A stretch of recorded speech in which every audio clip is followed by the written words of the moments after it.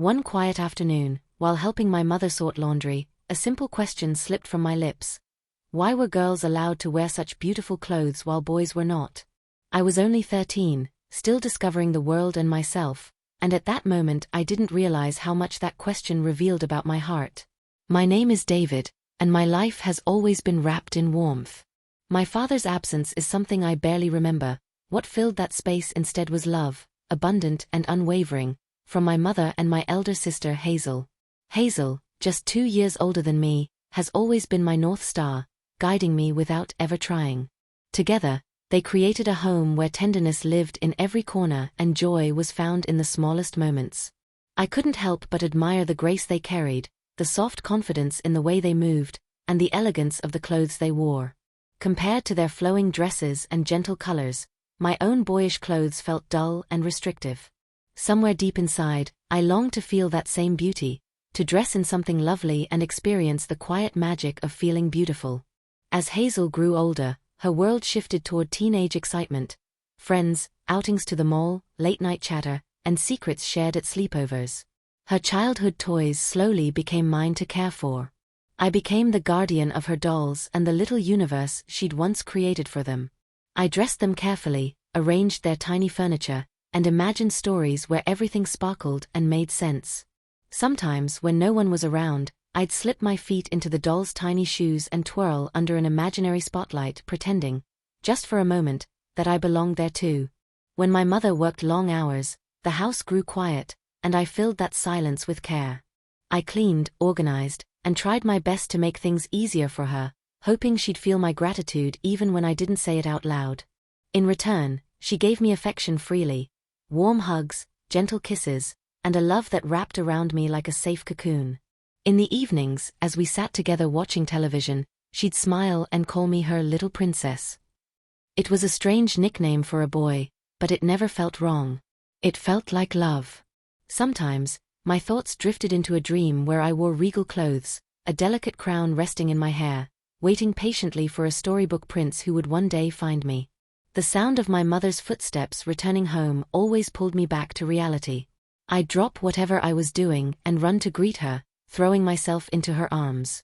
She'd kiss my forehead softly and ask about my day, and in those moments, I felt completely seen, safe, cherished, and exactly where I belonged. I told her about my day with a softness I saved just for her, assuring her that everything was fine. Even though I couldn't hide my disappointment about school, I admitted how much I disliked being pushed into cricket again, a game that never stirred anything inside me. I wished, quietly but honestly, that I could have joined the girls playing netball instead, laughing and moving together with ease. She listened without judgment, brushing my hair back affectionately. "Don't worry, my love," she said. "One day, you'll find the place where your interests truly belong." With that, she headed upstairs.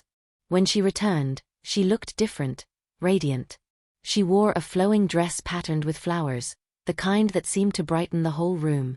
I told her how beautiful she looked, and she smiled warmly, thanking me before asking if I'd help her with the laundry. I agreed eagerly. Moments like these, working side by side, always felt special. We gathered the warm, freshly dried clothes and spread them across the counter, folding and sorting them together. As I separated my clothes from hers and Hazel's, I couldn't help noticing how small my pile was in comparison. "It's a bit unfair," I said thoughtfully. She paused and looked at me. "What is, dear?" "Girls get all these colorful, interesting clothes," I replied. "Boys' things are so plain." She didn't answer right away. Then, gently, she asked, "Would you like to know what it feels like to wear something like that?" I hesitated. "But I'm a boy," I said uncertainly. "Wouldn't that be strange?" She smiled softly. "Sometimes curiosity just means your heart is asking questions. And that's all right." She told me she had kept a box of Hazel's old clothes tucked away, saved from years ago. "If you'd like to try something," she added, "it can be just between us." I felt nervous, but curious. After a moment, I nodded. Her eyes sparkled, as if she'd been waiting for that answer. "I thought you might," she said. "I've kept these for a reason." We went to the cupboard beneath the stairs, and she lifted out a small box. Inside were neatly folded dresses and soft fabrics, each one holding memories I'd never known. She chose one and held it up, a pink dress scattered with tiny flowers. "Isn't it lovely?" she asked. I couldn't stop staring. Something about it felt right. "Come on," she said kindly. "Let's take it step by step." She helped me change into the dress, guiding me patiently, making sure I was comfortable. The fabric was light and gentle, and when I looked down, my heart fluttered with a feeling I didn't yet have words for, only that it felt calm, safe, and somehow true.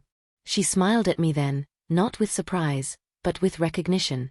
A strange new feeling settled around my chest, not uncomfortable, just unfamiliar, made easier by my mother's calm reassurance as she guided me patiently through each step. Her face lit up when she saw the quiet happiness blooming in me. "You're glowing, David," she said softly, pride warming her voice. She lifted the dress carefully and helped me slip it on, guiding my arms through the sleeves with practiced tenderness. When the fabric finally settled into place, I looked down in awe. The skirt flowed beautifully, light and full, like something pulled straight from a storybook. For the first time, I felt as though I was wearing something meant for me. "Walk around," my mother encouraged. "Feel it." I moved slowly at first, then with growing confidence, the hem of the dress swaying as I crossed the hallway. Each step felt graceful, the fabric whispering as it brushed against my legs. I spun once, then again, watching the skirt bloom outward, and laughed, a sound that surprised even me. "Do I look like a princess?" I asked, half joking, half hopeful. My mother's eyes shone. "The most beautiful one I've ever seen." Something clicked inside me then. A quiet truth I hadn't known how to name finally made itself known. This feeling of elegance, of softness, had always lived in my heart. She found a simple pair of sandals that fit just right and helped me step into them. When I looked at my reflection again, everything felt complete, as though the pieces had finally aligned. That was when Hazel appeared in the hallway and stopped short, her surprise quickly melting into a playful smile. "Well," she said lightly, "who do we have here?" Mom explained gently, telling her that I was curious about her old clothes and what it felt like to explore that side of myself. She turned to Hazel with a hopeful glance.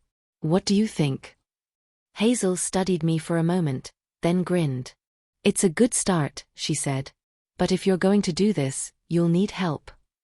She motioned for us to follow her, leading the way to her room, the place where she practiced her own little rituals of growing up. "Come on," she said. "I'll show you how to make it shine." Hazel guided me to a chair in front of her mirror, resting her hands on my shoulders with a grin that promised mischief and care in equal measure. "Sit still," she said. "If we're doing this, we're doing it properly, like royalty." She draped a light cape around me to protect the dress and reminded me, kindly, that I was still only 13. "I'll be careful," she promised. "This is about fun, not changing who you are, just showing another side." I watched, fascinated, as she worked. With soft, practiced motions, she added a little color to my cheeks and smoothed my skin until my reflection began to look unfamiliar in the most curious way.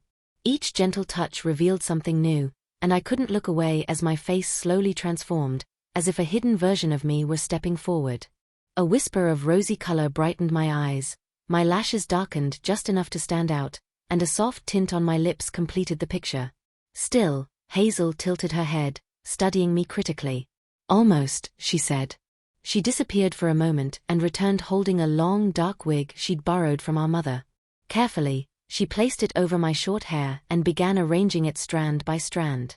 The feeling of the long hair brushing my cheeks made me laugh. It tickled, but when I looked into the mirror again, my breath caught. For the first time, I truly saw it. Hazel smiled at my reaction. "There's always more," she said, painting my nails a bright pink, cheerful and bold like flower petals in spring. By the time she was finished, my heart felt so full it was almost overwhelming. I leaned over and kissed her cheek in thanks, making her laugh as she fixed one last tiny detail. Together, we walked into the kitchen where the smell of dinner filled the air. My mother looked up and froze. "Oh my," she whispered, then smiled wider than I'd ever seen. "What a beautiful princess you are, David." "Really?" I asked, my voice trembling with hope. She crossed the room and cupped my face gently. Really? Something inside me settled then, like a truth finally finding its place. I told her how happy I felt, how right it all seemed, as though I were stepping into a beginning rather than pretending. She nodded, her eyes soft. You came into this world as my child, she said. And I've always loved you for who you are inside. Your heart was never drawn to rough games or noisy chaos. It always leaned toward gentleness and beauty. I saved Hazel's old things because I believed one day you might want them. She squeezed my hands. Whatever path you choose, you'll never walk it alone.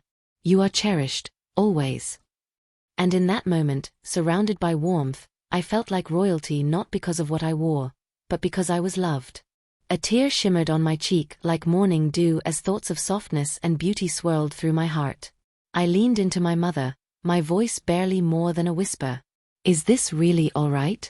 She smiled, brushing my hair back with infinite tenderness. My joy has always been loving you, she said. From this day on, you may walk the world as my daughter if that is what your heart wishes. After a thoughtful pause, she added, I shall call you Sodi, a name as gentle and radiant as you are. Hearing it spoken aloud made something bloom inside me. I wrapped my arms around her, gratitude spilling over in quiet tears. In that embrace, I felt chosen, seen, and safe. The rest of the day unfolded like a dream. Together with my mother and sister, I explored a collection of clothes saved with care over the years. Each piece a small discovery, each moment shared filled with laughter and wonder. As evening arrived, we settled into our familiar routine, sitting together as the television hummed softly in the background. Nestled between them, I felt an overwhelming peace, content simply being. That night, as I looked at my reflection before bed, I smiled at the person staring back. With their guidance and patience, I began learning confidence, grace, and self-respect. Lessons far deeper than appearance alone. The years that followed were not without challenge. School was difficult at times, and not everyone understood. Yet kindness found me in unexpected places. Friendships formed, strength grew, and I discovered passions that felt right, especially in spaces where teamwork, movement, and encouragement thrived. My mother remained my fiercest supporter, reminding me daily that becoming oneself is not a race, but a journey. As time passed and I grew into adulthood, the person I had always been inside finally aligned with the person the world saw. By 20, my journey had come full circle, not because I had changed who I was, but because I had finally honored it. Now, I look toward the future with quiet hope, carrying love, resilience, and dreams of a life shared with someone who will cherish me as deeply as I was cherished at home. Thank you for walking beside me through this story. Until the next chapter, keep imagining, keep believing, and never forget the quiet magic of becoming yourself.